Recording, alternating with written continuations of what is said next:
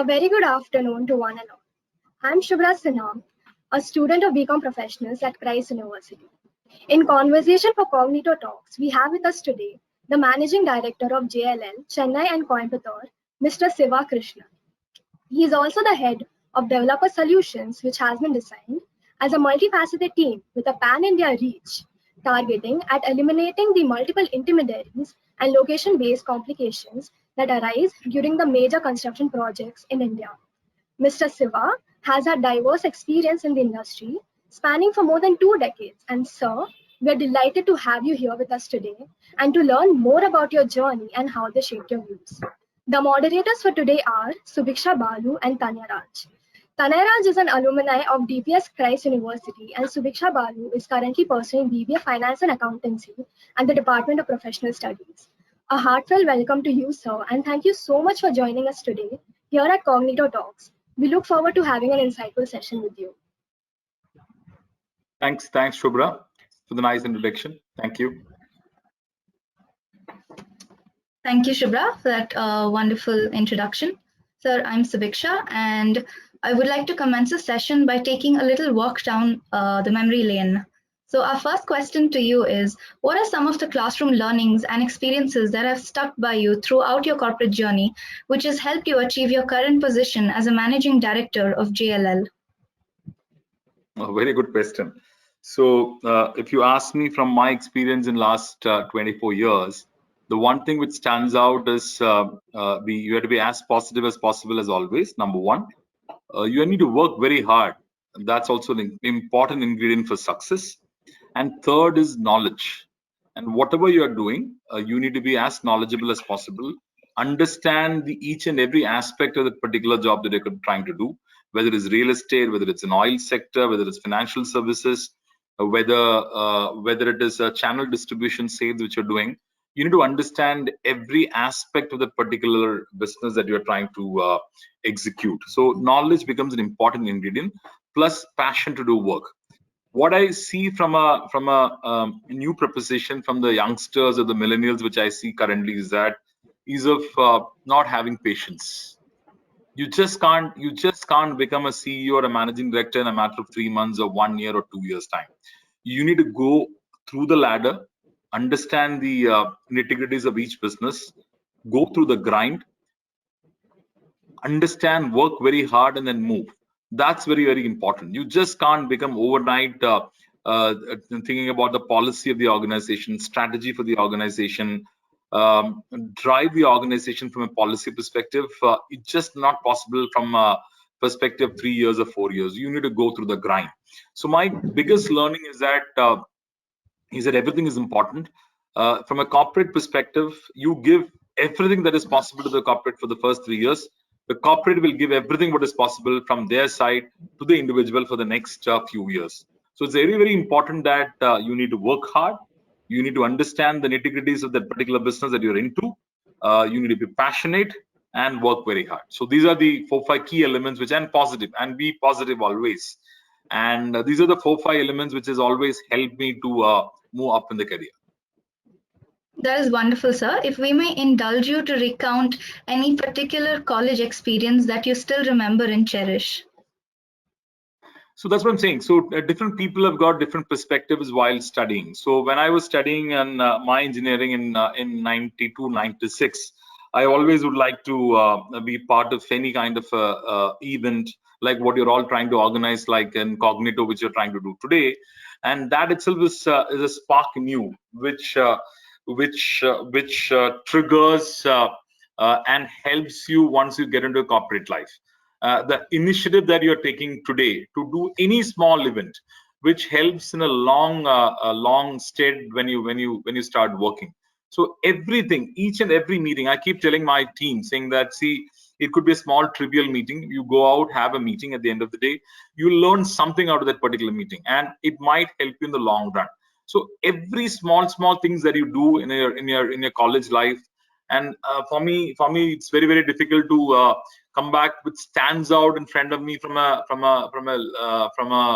academic perspective, which I can relate, is very, very difficult for me. But what I would understand is in a college education or in your academics, what is more important is how's your peer value, and what is this peer all about, and what's the kind of experience you have undergone while studying, which is very extremely key and extremely important. Of course, getting good marks, good scores also is important, but each and every aspect while you study, get into the kind of events or the programs that you conduct and you execute, will give a huge load of experience when you start getting into corporate life.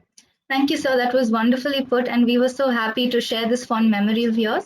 So moving on a little further ahead, we would like to ask you, from working as an area executive at Total to being the managing director at JLL, how do you think the diverse work experience has helped you evolve as an individual and contribute to your field of work? So that's what I said. So there is nothing like that. You need to be a specialist at the end of the day. What is specialization in you? Your 3 or 4 aspects which I spoke about. One is work passionately. Try to understand what is best possible for that particular business. Third thing is be positive.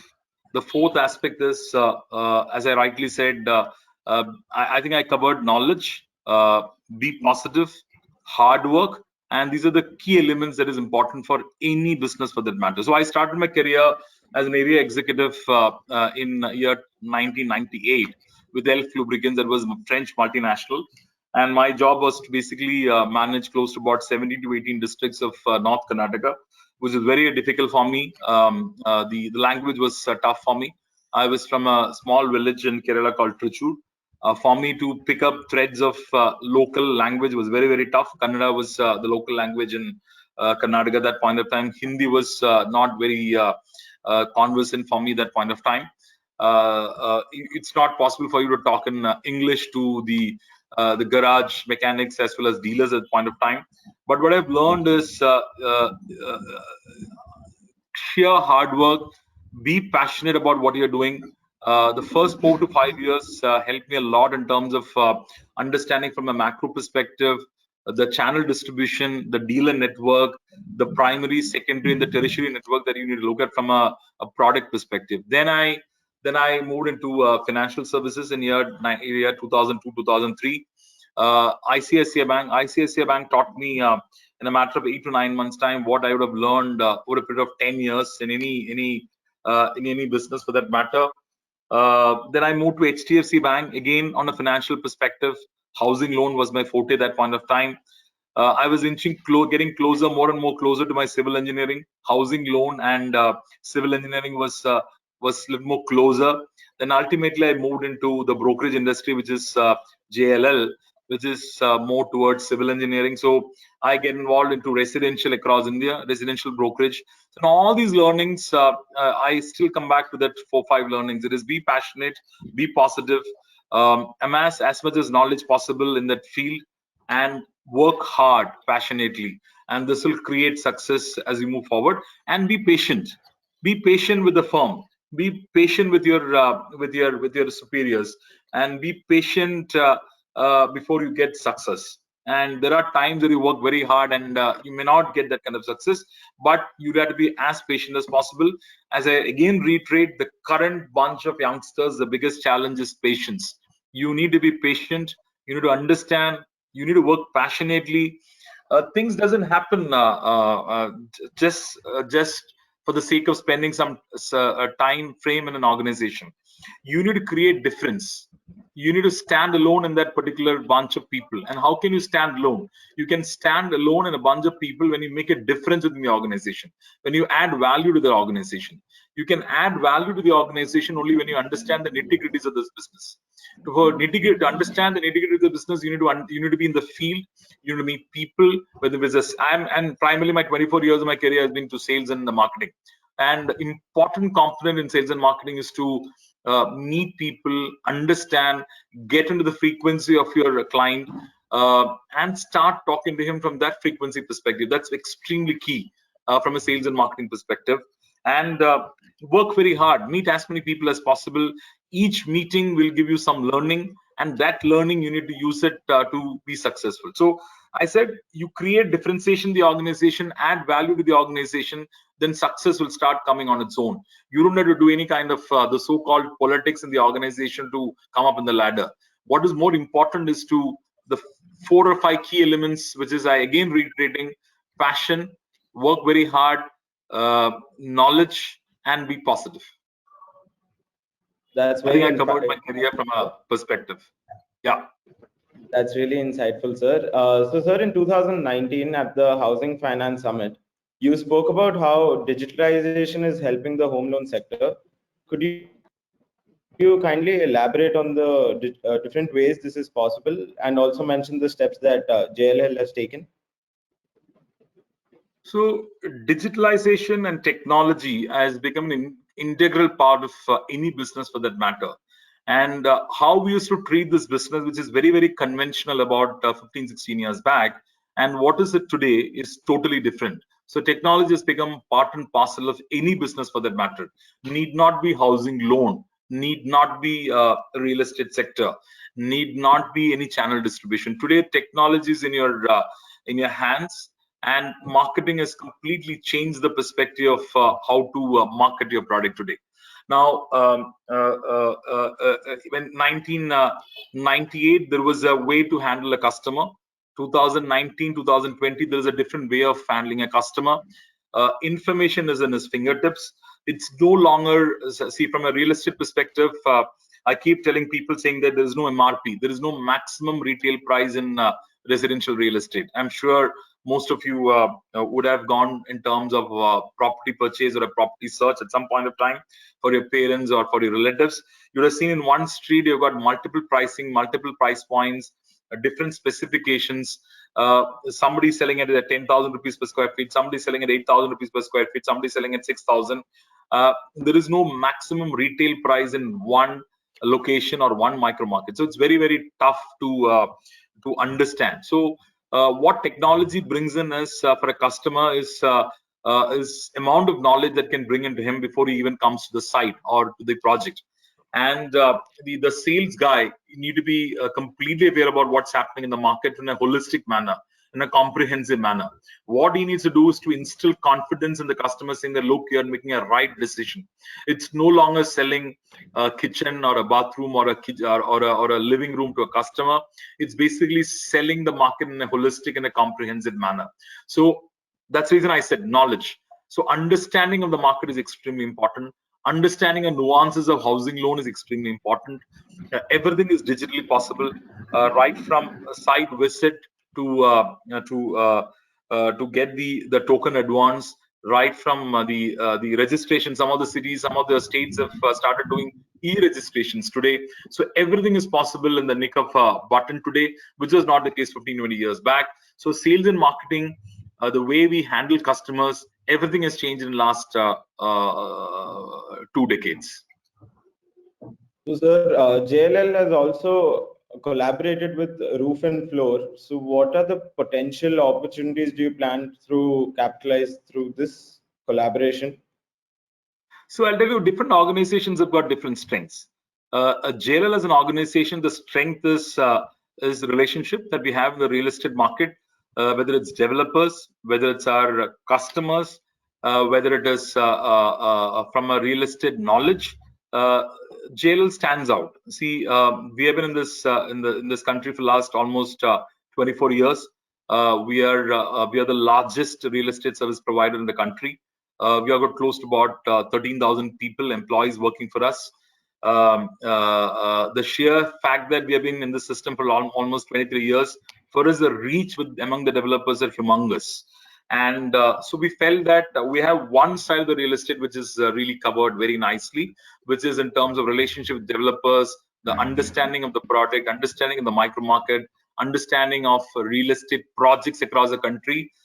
Nobody can beat JLL. So we felt that let's not reinvent the wheel.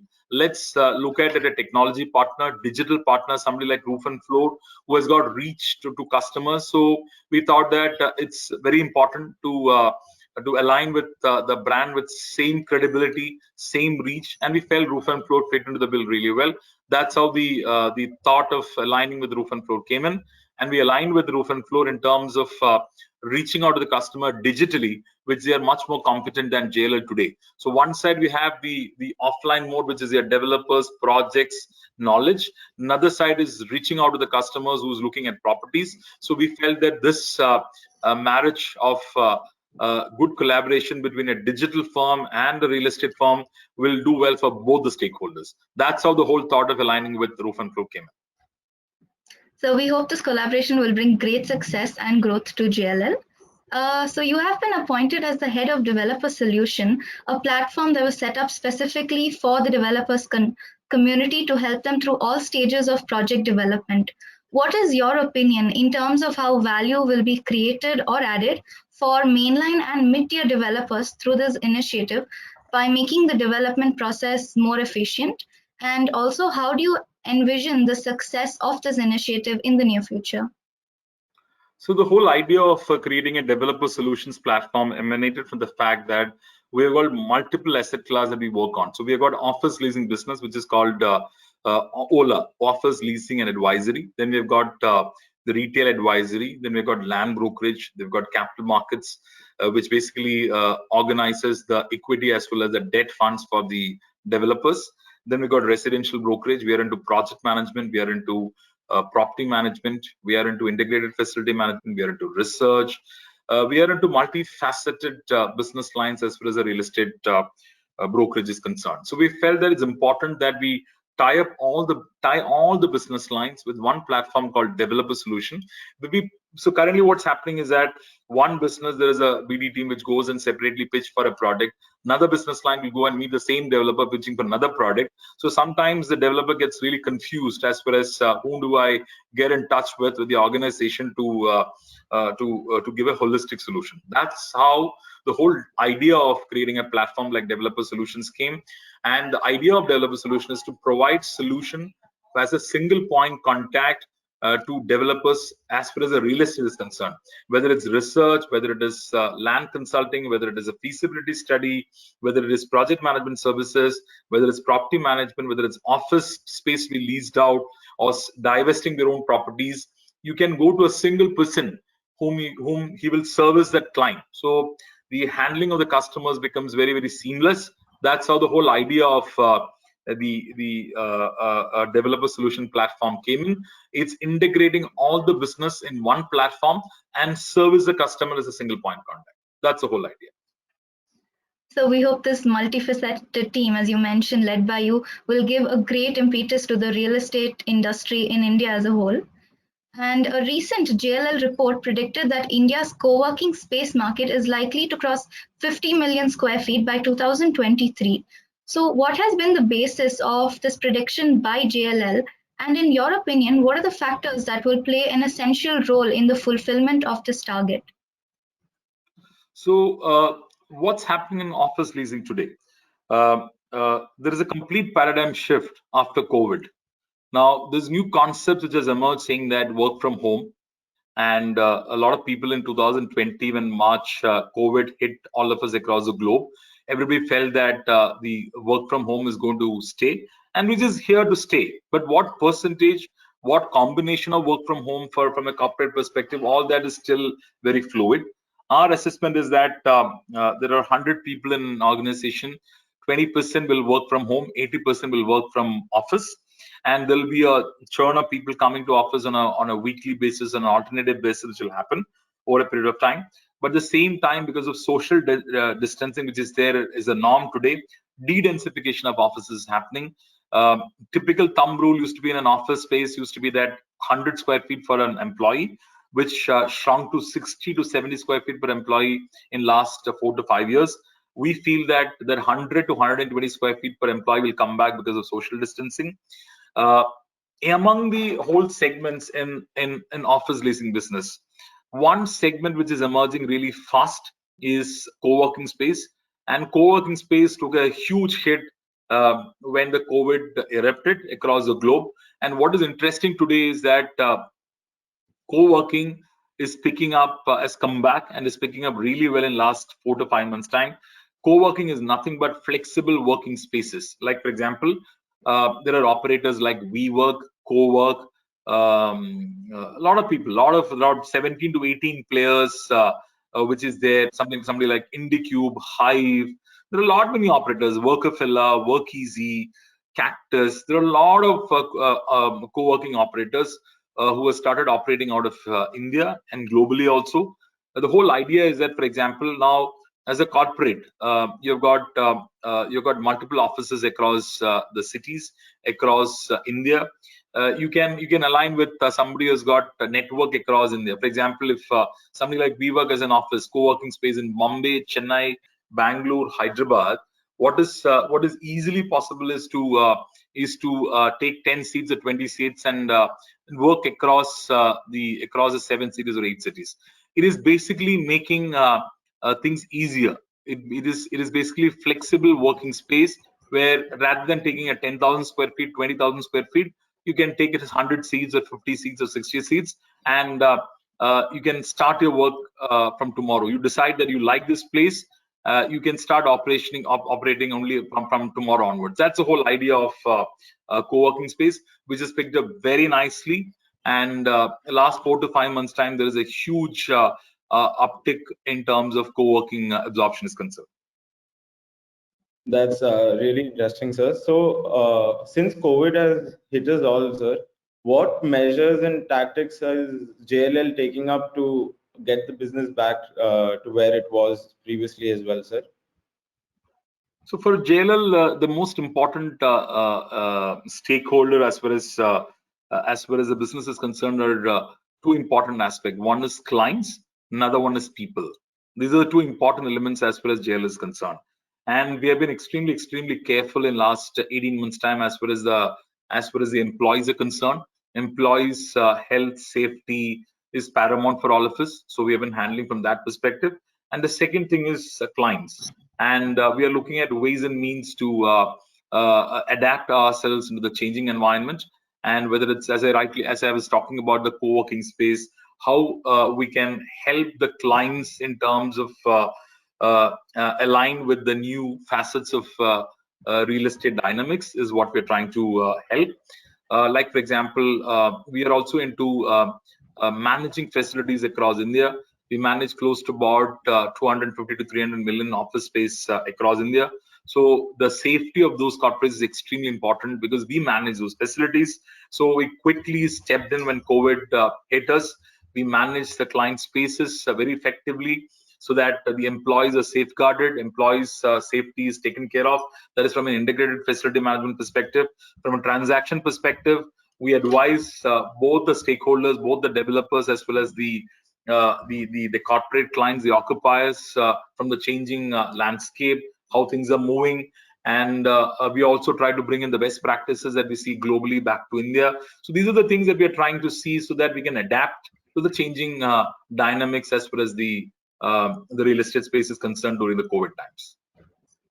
So with respect to the Housing for All mission of the Government of India, an additional interest deduction of rupees 1.5 lakh has been extended for another year, among the other incentives, of course, to facilitate purchase of affordable housing. In your opinion, what role will such incentives play in the complete recovery of the real estate market? No, the first asset class to recover amidst the pandemic was the residential real estate market. The housing market recovered very well, and one of the reasons for the housing market to recover was the low interest regime. This low interest regime, housing loan interest regime, we have seen for the last 1 decade is the best rate that is available in the last 10 years. Now, the last time when we saw this below 7% housing loan rate was in 2003, 2004. So almost 16 years since we have seen the rate of interest going below 7%. Now, one of the important trigger points as far as the housing purchase is concerned is the housing loan market, housing loan rate of interest. And because 95% of the India's residential real estate market is catered through housing loan. So housing loan rate becomes an important aspect as far as the real estate is concerned. The second aspect is also the price point. And in the last 7 years, the market was not doing very well. So the price points have softened. The pricing was very stable across cities, across markets in India. So that became an extremely important ingredient as far as a customer to come back to the housing market is concerned.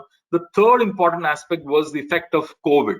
To urge to own a home is at an all-time high as far as Indian real estate or a global real estate is concerned.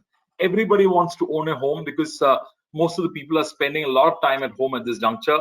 And this online education schooling as far as the work from home, again, I've triggered the customers look at larger spaces. So anybody is staying at a 2 BHK is looking at 3 BHK, a 3 BHK guy is looking at 4 BHK. And a lot of end users have come back to the market, especially because of the fact that the housing loan rates have hit an all-time low. So triggers for residential real estate market because of COVID is low interest regime, urge to own a home, and stable pricing. And we expect this trend to continue for next 2 years, and which is having a huge impact in other asset classes also. Something else you asked, what was that, Tanay? So it was the interest rate reductions, which. So what is happening? So interest rate reduction also makes a huge part as far as the affordable housing is concerned. Prime Minister's Awas Yojana, which is called PMAY scheme, which is actually triggering a lot of affordable segment in the industry. So they're getting additional 2.5 to 3 lakh for a property for the first home purchaser, which is also helping to facilitate the first home end users for the affordable segment is concerned. So this is actually helping. See, incentives from the government, which is also an important stakeholder in the whole scheme of things, is also helping the market in last 3 to 4 years. So as Franklin D. Roosevelt rightly said, real estate purchased with common sense, paid for in full, and managed with reasonable care, it is about the safest investment in the world, and we hope JLL's future initiatives resonate popularly among the Indian crowd. Now, as you discussed the pandemic and all the emergent trends that have come across, the work from home culture is expected to regain momentum as another wave of the pandemic hits the country. Do you believe that this practice, which had started as a health and safety measure owing to the COVID pandemic, will be continued in the post-pandemic era as well? So I said structural change is here to stay. So if so 75-25 is what we're looking at from a structural perspective is concerned. So there are 100 employees in an organization, 75 people will work from office, 25% of the people will work from home. So this percentage may vary depending on the industry, depending upon the sector that they're catering to, and city to city they operate. But structurally, this is going to stay. There is no two ways about it. But what is also the same breath this is happening is that, I don't know whether you've seen the Goldman Sachs CEO's interview when he said that the management trainees, the next management trainee is not going to join from home. They're going to join from office. What is important as an organization, the office provides as a culture, is collaboration. So for example, anything that we can be done in 5 minutes on a verbal conversation inside an office takes about 30 to 40 minutes in a Zoom call or a WebEx call or a conversations like this. And a culture of the organization emanates from the office when a team of people sit together, deliberate, discuss, and find solutions for the problems and the challenges that the firm faces, which is very, very tough to create in an online environment. So the office space is here to stay. What component, what percentage is going to happen? Is it going to be 80-20? It's going to be 75-25? Is something which we need to see. Our assessment says that it's going to be around 80 to 20%, 80 is to 20, where 80% of people, 75 to 80% people work from office, and 20% will work from home, and 20-25% work from home. And some of these new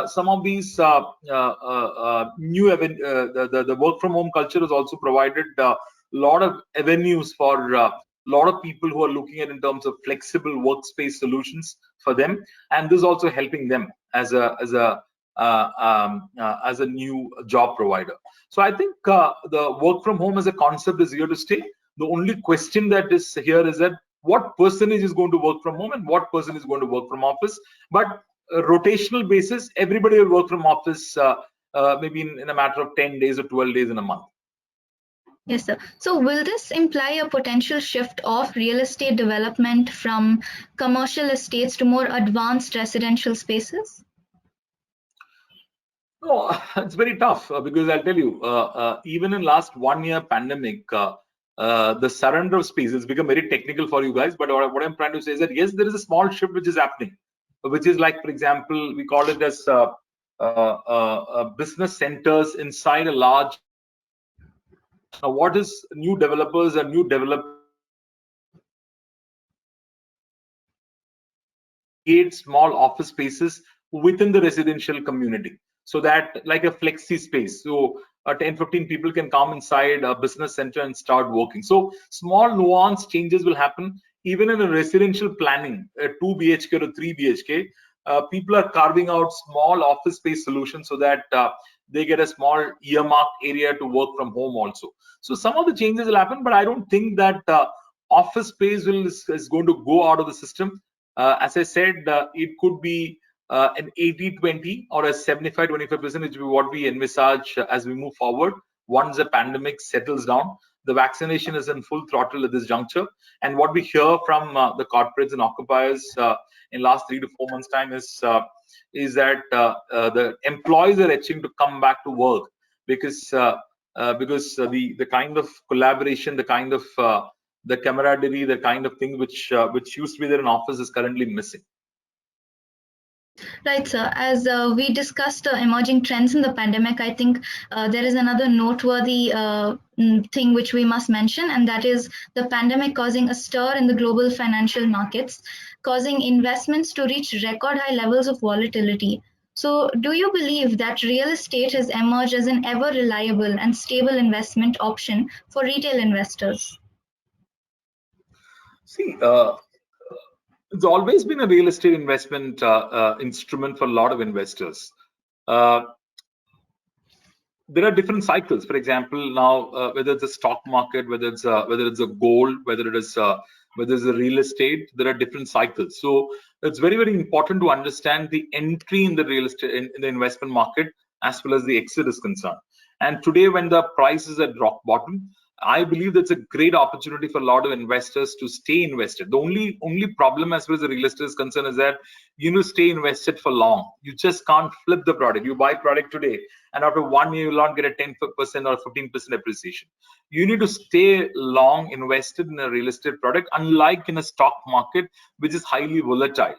And whereas a real estate market is a very cyclical market, whereas it starts doing extremely well for a period of 4 to 5 years, then starts tapering down. Again, it starts picking up momentum, get another crest, then start touching another trough. So I won't say it's a volatile market. It's a very cyclical in nature, where it has got different cycles of positive and negative points. The liquidity as far as the real estate is concerned is not as high as any other instrument. For example, gold. You buy gold today, and when the market touches new high, it's very easy for you to sell gold and take money out of it. Similarly, the stock market. When the stock market starts rising, it's very easy to liquidate and get out. But the risk that is involved in a product like stock is very, very high. Whereas in a real estate market, how much will you do? The product is that's not going to become a mere paper, unlike a real estate in a stock market share price. At some point, it can become a mere paper. Whereas in a real estate, there is a value. There could be ups and downs, but in a 10 to 15 year cycle, which is typical cycle for investment in real estate, especially residential real estate, people always makes money. So we hope the future is brighter than what it looks today. So, sir, also recent shift in the consumer behavior suggests that the millennial youth is preferring renting over buying real estate when compared to, of course, other financial instruments and the risk and reward management. So, what is your opinion on such a trend, and what would be your message to their ideology? No, see, there was a trend in millennials or in 5-6 years back where rent versus buy. So a lot of people used to see that why should I spoil my today for tomorrow, and that is what is real estate is all about. And you buy a property by taking a housing loan, start servicing the housing loan today, and you spoil today's liquidity because you need to pay for the EMI. And current trend of the youngsters is basically enjoy their life, enjoy the moment rather than investing in a real estate product. that trend is slowly changing, and COVID has brought in, accelerated that change. In fact, owning a home is at an all-time high. In fact, I indicated that before. What is COVID brought in is the urge to own their own house. It's very there is a great belief saying that it's important to own a home after COVID, and that has further balanced the equation, which was slightly skewed towards renting and rather than owning a home. But I'll tell you, these are cycles. Pre-2000, people can only afford to buy a house only after 45, 46. There is very few people who could have afforded to buy a product between 25 to 35. But then came an era between 2008 to 2014, where the demography of a customer was between 25 to 32, 33. It again started going down, in the sense that only after 30 people started buying product. Again, we are seeing a trend where youngsters have come back to buy and own a product, either like a studio home or a 1 BHK to start off, then upgrading themselves to a larger property. And this is very cyclical, and these trends are based on that situation and dynamics at that particular moment. So today, buy is become an important flavor than rent. Thank you, sir. Sir, as a visionary leader, what is your personal mantra to steer clear of these unpredicted circumstances that may lie in the future, like COVID, or in such a volatile time generally for business? Stay focused, work hard, service your client as much as possible, and adapt yourself to the changing environment is extremely important to be successful in life. So as we approach our concluding part of our segment, if there is a piece of advice that you could impart to a first generation budding entrepreneur about the general business culture in India, what would that be? Passionately work hard, and as you move up in the ladder, understanding of the business knowledge is extremely key. So if you work hard without knowledge, it's not going to create success. And with only knowledge, with no hard work, it's not going to give service. So at the end of the day, the success is a combination of 3-4 elements. You need to work very hard. You need to be positive. You need to have the knowledge as you travel the journey, and be as passionate into your job as possible. And don't get unduly disturbed with what others are getting, what kind of promotions others are getting, what kind of salary increase others are getting, how fast is moving up in the ladder. Please work on your elements, these 4 elements. That is, work very hard, knowledge, be passionate, and be positive. I think that's been my mantra, and I'm sure that that helps others also. So with a little specific context, you have been in the real estate business for so long. So if you could leave us with a few words for someone who's aspiring for a career in the real estate industry. Please join real estate industry, and as a firm, we are quite happy to get youngsters like you to be part of our organization. And I always believe that unlike other industries, which is purely product based, for example, when you go to a financial services, you sell a product, which is a housing loan or a personal loan or a car loan or a savings account. You go to an oil industry, you might sell a petrol or a diesel or a lubricant for the customers. You go to an FMCG, you again sell a product. So product takes precedence. Whereas in a real estate industry, and I've been again reiterating the fact that it's such a complex sector where things changes from city to city, location to location, micro market to micro market. Understanding knowledge of that particular market becomes extremely key and important. So as you start working in an industry like real estate, your knowledge base will start moving up. The value of the employee to the organization moves very important, and as value of the employee starts going up, the brand equity, the brand value of the employee, not only the organization but also outside the market, also will start moving up. Talent is extremely limited in real estate industry because of the fact that the real estate is a local business, changes from one city to another city. What is happening in Gurgaon is not what's happening in Bangalore. What's happening in Bangalore is not what's happening in Bombay. So it varies. Understanding knowledge comes from aging and spending time in an industry. So as you start aging in the industry, your value in the market also will start going up. Unlike a product-based industry. In a product-based industry, whether you sell a housing loan in Kanyakumari, whether you sell a product in Kashmir, it remains the same. So their product, I'm not saying that talent is not important. Talent is extremely, extremely important in product also, but product will take the precedence, not people. But in a real estate industry, it is the people which takes precedence. So that, because he adds value from especially in a brokerage industry, it's only people what matter. There's nothing else. So real estate is a great sector for young, passionate people who want to explore. But as I said, you need to be different. You need to work very hard. You need to amass knowledge as you move forward. Otherwise, you will fizzle off at some point.